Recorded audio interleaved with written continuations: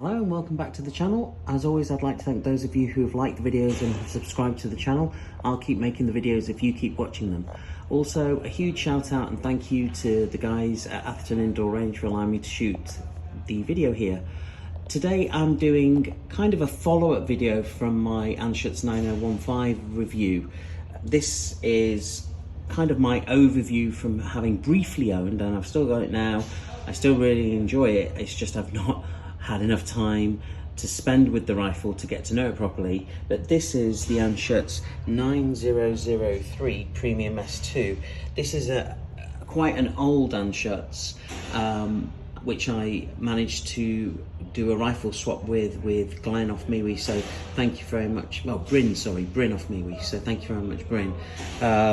And from my perspective, I saw the pictures of this rifle, knew what my 9015 did, and from what I have been told from people in the know about if you can get a hold of a good 9003, I couldn't resist the opportunity to meet Bryn and try out the rifle. And as soon as I did, I thought, you know what, this is definitely something I have to try and get hold of. And fortunately, Bryn was up for doing a swap for one of my older rifles. As you can see, this rifle comes in a gorgeous stock, and this stock is very, very reminiscent of the stock that's on my Red Wolf Ron Daly silver special. In fact, I question whether or not this is a Warren Edwards stock, but I can't see any markings from Warren on this particular stock itself. It's got an adjustable cheek piece again, which is on a ball lever, so you can basically tilt it, which is gorgeous. It's got a very detailed butt over here, which you can essentially maneuver the claws over here. You can raise this entire section over here. You can pivot it round, which is great. There is a palm shelf over here. There's gorgeous wraparound over here. There's a shelf over here for thumb up, thumb forward resting. The trigger on the Anschutz, as I said in my 9015 video, is amazing, and this one in particular has got a larger trigger square unit on it, and again the trigger on this is superb.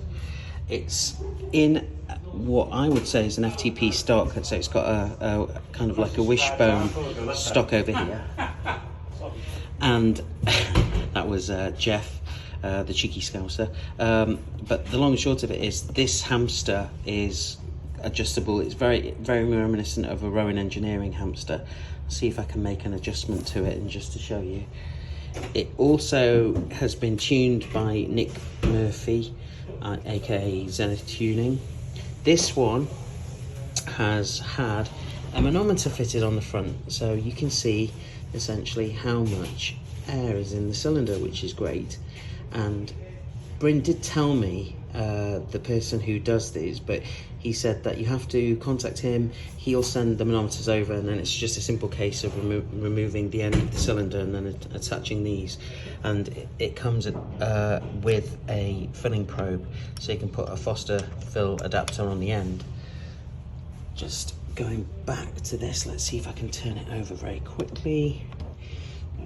This one has had a Picatinny rail put on the front, but what I plan to do is put a bench rest rail on it. I'm just going to flip this over, and there we go. Just bear with me, I'm just going to move this scope out the way, and that scope I'll come to in a moment. Put this over here like this, there. Okay, so look at this side of the rifle.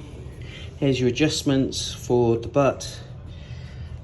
Over here you can see the cheek piece has been tilted. There's your adjuster for the hamster, which can pivot outwards, which is great.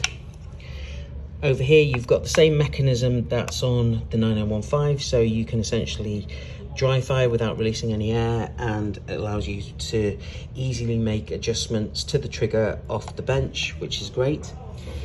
And you've got this essentially beautiful chrome finish on the barrel and on the cylinder.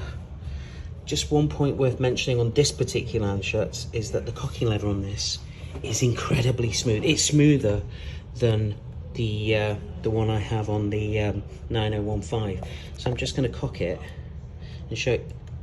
That's it. You could literally just do it with your little finger. And then I'm gonna put the switch on and push it back. The only resistance you get is pushing it home there.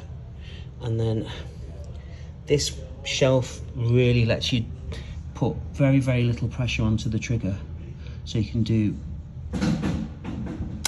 there, hardly anything to the triggers on the Anschutz. And that's what makes them so beautiful.